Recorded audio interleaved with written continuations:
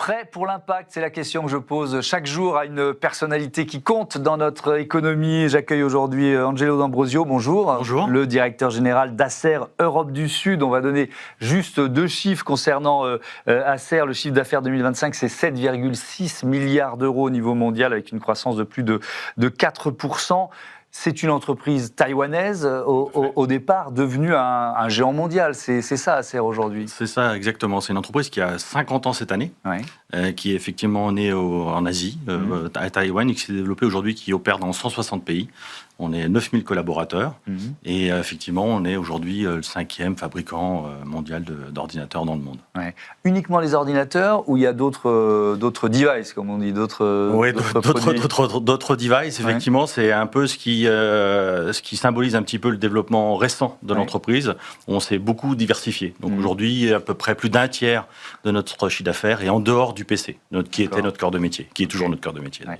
Avec évidemment des enjeux de décarbonation. C'est vrai que quand on regarde l'industrie, le monde numérique, c'est d'abord les produits, c'est d'abord ce qu'on achète pour accéder à l'univers numérique qui porte le bilan environnemental.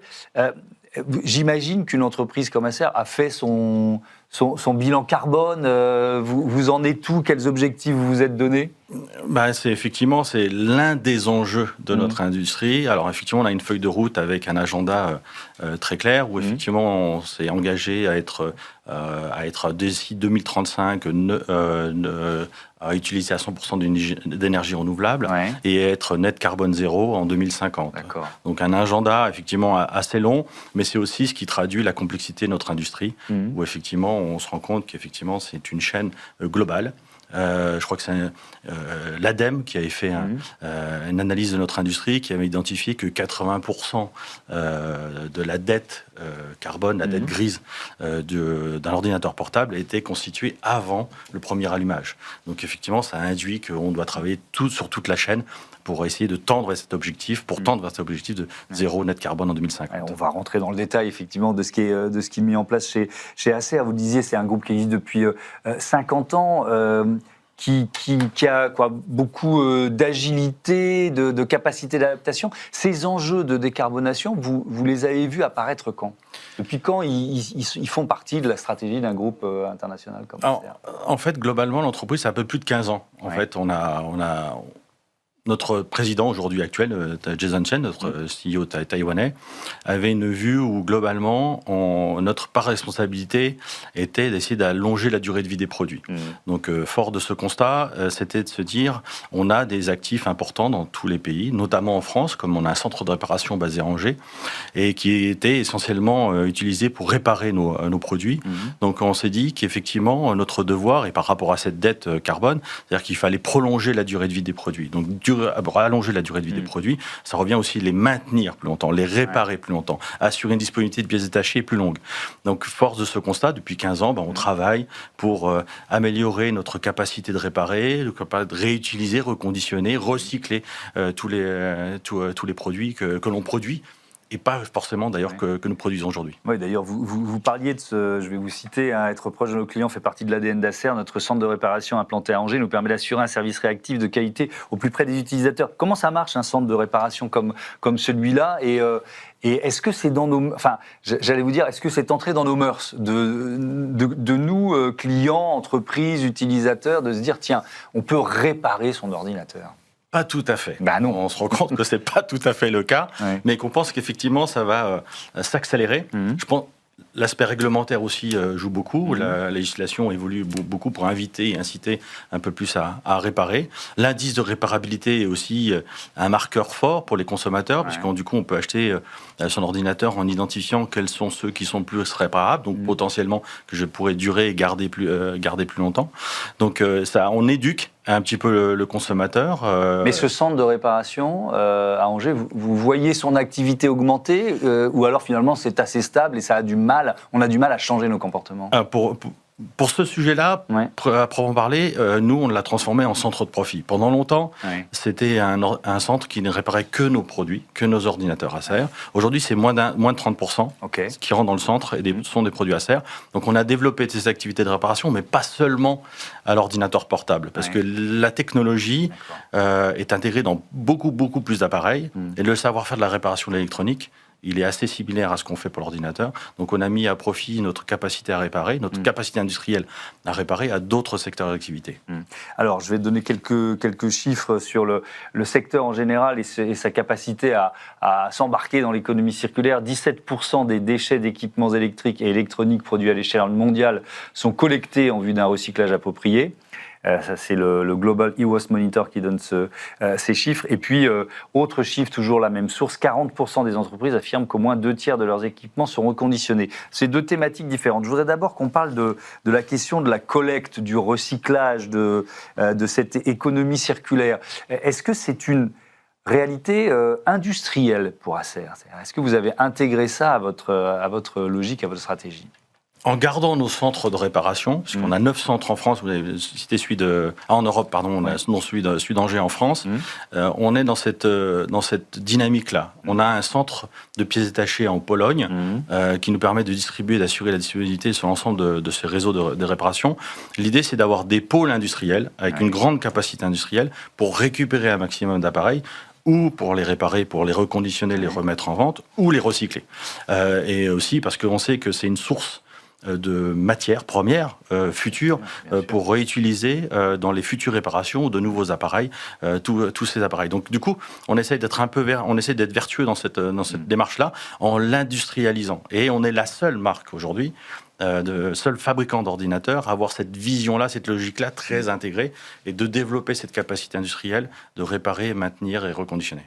Quand on parle de mines urbaines, notamment, qu'est-ce qu'on trouve dans un ordinateur qu'on peut réutiliser après comme matériau? Beaucoup de choses. Les cartes mères, les mémoires, les disques durs, les écrans qu'on peut réutiliser dans les mêmes appareils. Il y a alors, tout ce qui est un peu cosmétique, c'est très lié à un appareil proprement parlé, donc c'est peut-être des fois un peu plus compliqué, mais tout ce qui est à l'intérieur, c'est des composants qui peuvent être interchangeables sur différents appareils. On va trouver quoi? On va trouver du cuir, on va trouver...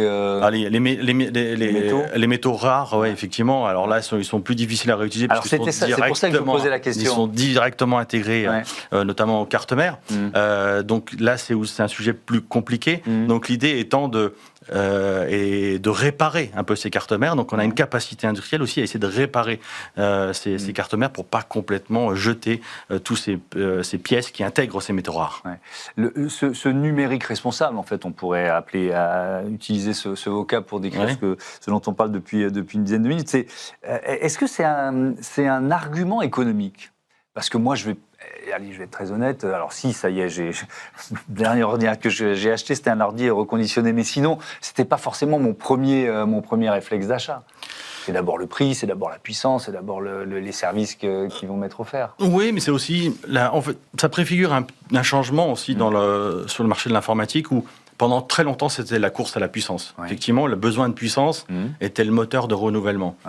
Je pense que, comme pour vous, aujourd'hui, la puissance n'est plus un sujet. Non. Donc l'idée, c'est d'avoir un produit fonctionnel qui fonctionne plutôt bien, qui a une grande autonomie.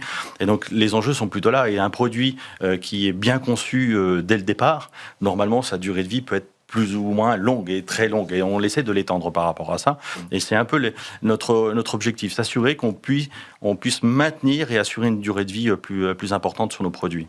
Vous l'avez dit tout à l'heure, vous avez cet objectif d'atteindre 100% d'énergie renouvelable en 2035. Donc c'est assez rapide. C'est dans moins d'une décennie maintenant. Vous en êtes où aujourd'hui?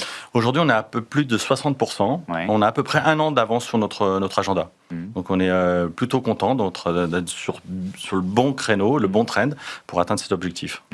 Quand on travaille en France, c'est assez facile parce que l'énergie, elle est décarbonée grâce au nucléaire. C'est plus compliqué dans d'autres pays? Ça l'est évidemment beaucoup plus compliqué. Donc il faut travailler un peu sur toute la chaîne.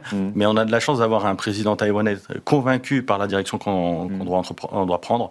Et donc tout le monde est aligné dans cette logique, quels que soient nos sites d'opération. Alors, vous avez mis en place un programme qui s'appelle, alors je vais le prononcer mal, Ursion, voilà, tout simplement. C'est quoi Ursion? Enfin, Ursion, c'est une mission, c'est une initiative où, comme je vous le disais, c'est que on est une chaîne. L'industrie informatique, beaucoup de la dette carbone est en amont, donc avec trouver les métaux rares, évidemment il faut extraire des grosses roches pour avoir quelques grammes de cuivre ou d'or dans les produits, donc il faut essayer de travailler avec une chaîne de fournisseurs, de partenaires qui ont les mêmes objectifs que vous. Donc créer Ursion, c'est aussi s'assurer à essayer d'engager, d'avoir tous nos partenaires fournisseurs qui sont engagés avec la même logique que nous, donc être vertueux, l'énergie renouvelable, plus précautionneux dans l'utilisation des composants. Donc ça suppose de mobiliser tout l'écosystème d'Acer. Alors c'est qui? Ça va du fabricant, l'assembleur, on va dire l'usine qui assemble nos produits, celui qui nous fournit les emballages, celui qui nous achemine les produits d'Asie jusqu'en Europe. Donc on travaille vraiment sur tous les pans de notre activité et de solliciter tout l'écosystème pour être plus vertueux. Parce que quand vous faites votre bilan carbone, le scope 3, c'est-à-dire les émissions indirectes, pèse le plus lourd? Ça pèse pour une bonne partie, effectivement. Comme je disais, c'est quand je vous disais, l'ADEME, elle le résume plutôt bien, quand on dit 80% de la dette grise est en amont avant de fabriquer, avant de démarrer son produit. C'est-à-dire qu'effectivement, c'est toute la conception, la conception d'une batterie lithium, créer des cartes mères avec du cuivre et ainsi de suite. C'est toute cette partie-là qui consomme un petit peu et qui crée cette dette carbone sur laquelle il faut qu'on travaille. Est-ce que ça suppose de se... Alors, le mot est un peu fort, j'allais dire débarrasser, mais en tout cas de se séparer de certains partenaires qui n'arrivent pas à suivre. Comment Parce que c'est pas si facile. En fonction de la taille de l'entreprise, en fonction de celui ou celle qui vous fournit des matériaux. Parfois, vous voyez ce que je veux dire, un géant donne des objectifs et puis c'est pas si simple pour les sous-traitants de suivre. C'est vrai, mais ça fait partie aussi de nos centres de responsabilité. Donc c'est aussi notre devoir. Donc, en tant que leader, fabricant, un des leaders mondiaux informatiques, de donner ces directives-là. Oui, parce que ça donne une impulsion et tout le monde doit suivre d'une certaine façon. D'une certaine façon, oui. En tout cas, s'ils veulent nous accompagner dans la logique qu'on souhaite mener et entreprendre, ça va de soi, effectivement, oui. Alors, il y a un principe dans ce grand entretien, c'est que l'invité de la semaine précédente pose une question à celui ou celle qui va lui succéder. À votre place, il y avait Frédéric Coirier, le PDG du groupe Pujula. On l'écoute. Bonjour Angelo, j'ai une question avec deux sujets à vous poser. Le premier, c'est à l'heure effectivement où les budgets informatiques de nos entreprises sont en forte croissance et où on parle de développement durable. Comment est-ce que vous travaillez sur la durabilité de vos produits, sur l'extension, surtout pas en tout cas d'obsolescence programmée, et comment vous recyclez d'une certaine façon l'ensemble des produits qui peuvent atteindre un âge de 3 ans, 4 ans, 5 ans pour peut-être avoir un usage supplémentaire ou plus longtemps dans nos entreprises et auprès du grand public. Alors sur la durée de vie, tiens, c'est une vraie question de curieux, je rejoins sur la question de Frédéric Coirier. Elle a vraiment progressé, la durée de vie de nos ordinateurs? Énormément, énormément. Je n'ai pas envie d'être revenir à la préhistoire de l'informatique, mais à la jeunesse, c'était très mécanique. Il y avait des lecteurs, si vous avez connu, enfin moi j'ai connu les lecteurs CD. J'ai connu forcément, je suis plus vieux que vous. Donc il y avait beaucoup de mécanique et on est passé à beaucoup de numérique et donc beaucoup d'intégration. Donc mécaniquement, effectivement, ça a réduit le taux de panne, puisque notamment sur les produits transportables, mobiles, moins de chocs, il y avait la qualité s'est grandement améliorée. Et aussi, la partie logicielle, c'est aussi un peu stabilisé. Comme je vous le disais, c'est que la logique de puissance est à moins le driver premier de notre industrie. Donc, le cycle a plutôt tendance à s'allonger grandement. Le challenge était de fournir les pièces détachées et de maintenir les produits. Comme nous le faisons, et en tant qu'Acer, nous voulons contribuer plus fortement. Mais on a beaucoup critiqué, et sans doute en partie à juste titre, le secteur informatique sur l'obsolescence programmée. Et c'est aussi lié à nos comportements. C'est-à-dire on est rentré dans cette consommation. Alors c'est peut-être un peu plus vrai pour les smartphones, mais on est rentré dans cette consommation-là par une logique de nouveauté, d'innovation. Chaque année ou presque, il fallait le nouveau modèle.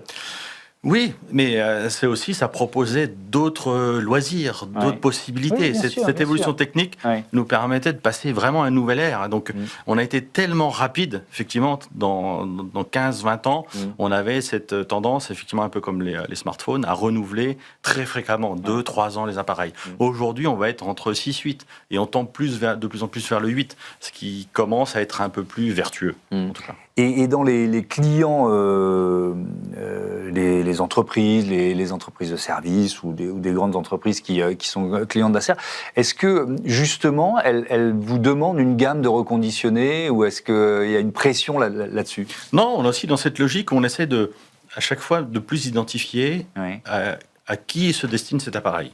Donc effectivement, en réfléchissant un peu de cette façon-là, les besoins de puissance et de matériel peuvent être un peu différents. Donc si vous avez besoin de énormes puissances de calcul et qui, pour faire votre métier, ou en tout cas améliorer votre métier, nécessite peut-être des dernières technologies, un renouvellement plus rapide. Si vous êtes en simple productivité, juste surfer ou de l'applicatif, un PC qui est un peu moins récent et qui est tenu plus longtemps peut suffire. Donc du coup, il y a des entreprises elles-mêmes qui commencent à avoir une logique, une règle générale qui s'applique à l'ensemble des employés, mais qui commence à être traitée au cas par cas et qui intègre effectivement cette logique de reconditionner. Alors il y a le deuxième aspect de la question de Frédéric Poirier sur le recyclage. Il y a une gamme chez Acer qui s'appelle Vero, alors qui est souvent citée comme un exemple d'éco-conception. Je veux bien que vous me disiez en quoi elle se différencie d'une autre gamme de l'entreprise. Cette gamme, elle est née il y a 5 ans, de l'idée où il fallait, notre président toujours est venu avec l'idée de dire il faut essayer de remettre en cause notre façon de produire des ordinateurs, de concevoir des ordinateurs. Donc on a voulu intégrer très rapidement du PCR. On a commencé il y a 5 ans avec 20% de PCR, de plastique de post-consommation, donc du plastique recyclé. Le challenge était, en intégrant du plastique, il fallait garantir quand même une durabilité, une résistance, une qualité du produit. Donc aujourd'hui, on en est à la 6e génération, 5e génération, on attaque la 6e en cette fin d'année. On atteint jusqu'à 70% de plastique recyclé. Donc l'idée était de dire, on va essayer de concevoir un produit différemment, utiliser du plastique recyclé intérieur et garantir la durabilité de l'appareil. On a retiré tous les traitements de peinture, on a standardisé les vis pour accéder aux pièces importantes pour la maintenance ou l'amélioration du produit, comme le stockage ou la mémoire. Et donc, tout le carton, tout l'emballage est 100% recyclable. On essaie d'utiliser des transports green aussi pour ce produit. Et le dernier en date est carbone neutre aussi. Donc, du coup, on a travaillé sur la contribution positive pour avoir et délivrer un produit qui a une empreinte carbone à 0% pour les consommateurs. La contribution positive. Par exemple, pour cet ordinateur, on a un partenariat avec Plastic Bank, qui est une organisation mondiale qui est basée en Asie du Sud-Est, qui collecte les bouteilles à la mer, les plastiques. Donc l'idée, c'est d'acheter tous ces plastiques collectés dans l'océan et de transformer ces bouteilles pour les intégrer dans l'appareil. Notamment, on utilise beaucoup pour les touchpads, vous savez, au milieu de l'ordinateur. Donc on l'utilise, c'est notre contribution positive, notamment pour avoir une empreinte carbone zéro. Bon, je vais me dire que mon touchpad, il est en plastique recyclé, ce sera bon pour mon moral. Est-ce que c'est plus cher d'éco-concevoir un produit? Est-ce que c'est forcément un peu plus compliqué, donc plus cher? Oui, ça l'est plus compliqué, c'est plus cher, et il y a aussi une logique d'échelle. Parce que l'industrie PC, malheureusement, on a toujours pensé qu'il fallait fabriquer plus pour être moins cher. Et donc, on allait effectivement sur la course à l'échelle. Donc, quand on est sur des produits éco-conçus, l'échelle est un peu plus petite. Donc, évidemment, le coût est un peu plus élevé. Sur ce recyclage, est-ce qu'il y a une filière de recyclage? Alors là, je parle d'ordinateurs en fin de vie. Qu'est-ce qu'on en fait et quel rôle Acer joue pour, je ne sais pas, structurer une filière?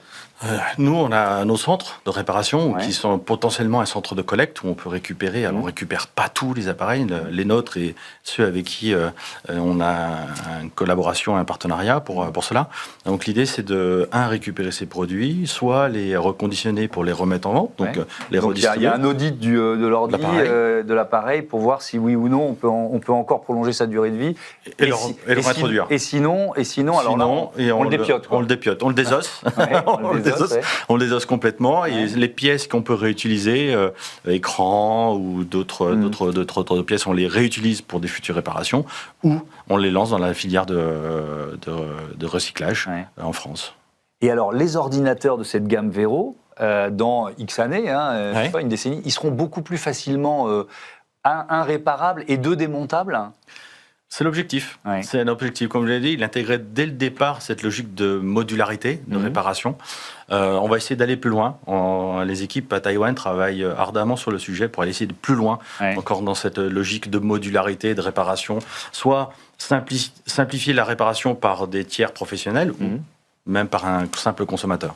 Ça veut dire de pouvoir remplacer simplement une pièce, un module de l'ordinateur, c'est ça. Tout à fait. Ce qui est quasiment impossible sur des ordinateurs qui ont été conçus il y a une dizaine d'années ou une quinzaine d'années. Oui, et aussi la difficulté, c'est qu'on a une pression entre guillemets de mode sur les ordinateurs.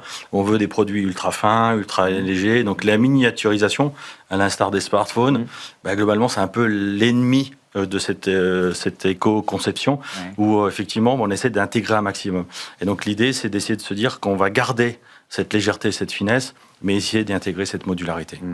L'Union européenne impose de plus en plus de normes, de régulation, notamment de régulation environnementale. Vous le prenez comment ? Vous le prenez comme une contrainte ou comme une... Bon, de toute façon, il n'y a pas le choix, ou comme une opportunité ? Comment c'est perçu par un groupe international comme Acer ? Très clairement, nous on le voit comme une opportunité. En faisant le choix de garder aussi, encore une fois, nos centres de réparation, de changer notre façon de concevoir nos produits, pour nous, c'est une aubaine. C'est même d'ailleurs des futures barrières à l'entrée pour qui voudrait se lancer dans l'IT. Si on n'a pas cette structure, cette méthodologie, ce process, ça va être plus compliqué demain. Donc, nous, on le voit comme une vraie opportunité. Est-ce que ça vous a concrètement obligé à changer un certain nombre de process, justement, de fabrication ou d'intégrer des logiques de durabilité, de recyclage ? Oui, évidemment. Et ça nous permet de repousser ses limites. Et c'est comme je le disais pour le PCR, c'est que dans les logiques d'apprentissage continu, la réglementation, l'indice de réparabilité, de durabilité